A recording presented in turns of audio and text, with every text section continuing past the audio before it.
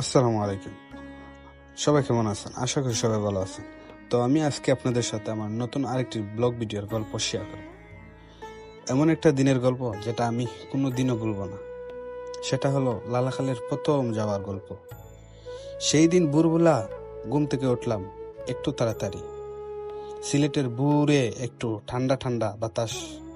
মনে ভাবছিলাম আজকে কি সত্যি যাব, না অনেক দিন ধরেই শুনছিলাম লালাখালের কথা, ইন্টারনেটে ছবিও দেখছিলাম, মানুষের ভিডিও দেখছিলাম, কিন্তু নিজের চোখের দেখাটা আলাদা, তাই না? ব্যাগ বললাম, ফোন, পাওয়ার ব্যাংক আর এক বোতল পানি। খুব বেশি আয়োজন না, শুধু বেরিয়ে পড়লাম। আর সেই দিন বেরিয়ে পড়াটাই হয়ে গেল জীবনের এক নতুন অন্যতম সেরা সিদ্ধান্ত। সিলেট শহর থেকে আম্বরখানা পয়েন্টে এলাম। এখান থেকে সিএনজি নিলাম, সরাসরি লালাখালের ঘাটের দিকে। ভাড়া পড়লো জন প্রতি 150 টাকা। সিএনজির বসে রাস্তার দুপাশের দৃশ্য দেখতে যাচ্ছিলাম।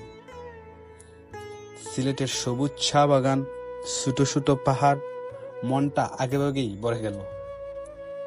পথে আমার পাশে বসা একজন মামা, উনি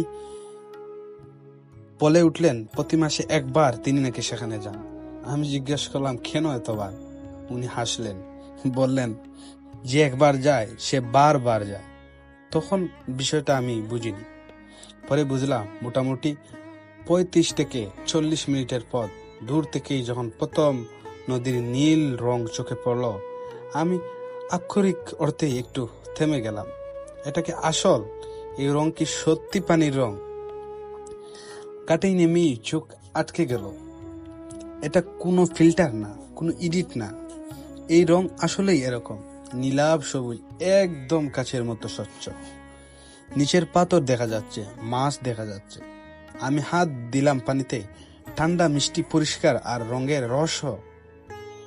উজান ভারতের মেঘালয় পাহাড় থেকে নেমে আসা পানিতে প্রাকৃতিক খনিজ পদার্থ মেশানো থাকে, যার কারণে এই অদ্ভুত রং তৈরি হয়।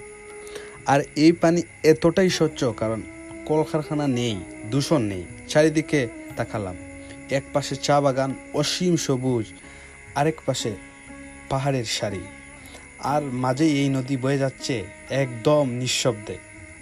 বন্ধুরা, এই দৃশ্যে সামনে দাঁড়ালেই সত্যি মনে হয় এই পৃথিবীটা কতই সুন্দর। ঘাটে গিয়ে মাঝিদের সাথে কথা হলো, নৌকা ভাড়া নিয়ে একটু দরদাম করতে হলো। শেষে 800 টাকায় রাজি হলো পুরো নদী ঘুরে দেখার জন্য। লাইফ জ্যাকেট ছিল না, এটা খুবই জরুরি, কখনো এড়িয়ে যাবেন না।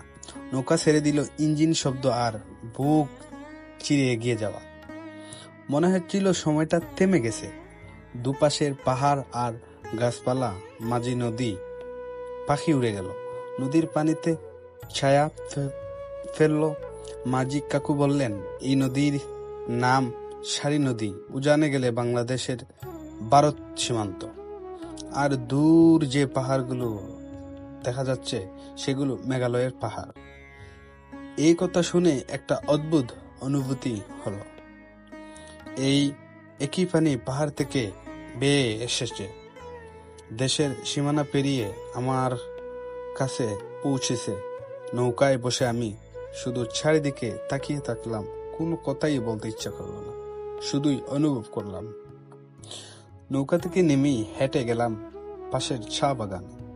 সিলেটের চা বাগান মানে এক অন্যরকম অনুভূতি। সারি সারি চা গাছ, মাথার উঁচু ছায়া দেয়ার গাছ ছাদ, আর মাটির আলতো পথ দিয়েই হাঁটছি আমি। এখানে দেখলাম কয়েকজন নারী চা শ্রমিক পাতা তুলছেন, মাথায় জুড়ি, হাত দিয়ে দক্ষতার সাথে পাতা বাঁচছেন। তাদের সাথে একটু কথা হলো, ওনারা হাসলেন, ছবি তুলতে দিলেন না। এই মানুষগুলো পরিশ্রমের কারণে প্রতিদিন আমাদের কাপে চা আসে। মাথায় রাখলে চায়ের এক চুমুকেই মূল্য আলাদা মনে হয়। বাগানের ভেতর নীরব শান্তি, শহরের কোলাহল, মোবাইলের নোটিফিকেশন সব কিছু থেকে দূরেই শুধু পাখির ডাক আর বাতাসের শব্দ। তো সব শেষে একটি কথা, এখানে আসলে প্লাস্টিকের বোতল এবং আপনাদের ব্যবহৃত টিস্যু যথাস্থানে ফেলবেন। তো গল্পটি আপনাদের কাছে কেমন লাগলো আশা করি কমেন্ট করে জানাবেন। তো আজকের মতো এই পর্যন্তই। আগামী কোনো ভিডিও হবে প্রকৃতির, সেই পর্যন্ত আপনারা ভালো থাকবেন, সুস্থ থাকবেন। তো ভিডিওটি ভালো লাগলে আমার চ্যানেলটি সাবস্ক্রাইব করতে ভুলবেন না। তো আজকের মতো এই পর্যন্তই। আল্লাহ হাফিজ। আর সকলের জন্য দোয়া ও ভালোবাসা রইল।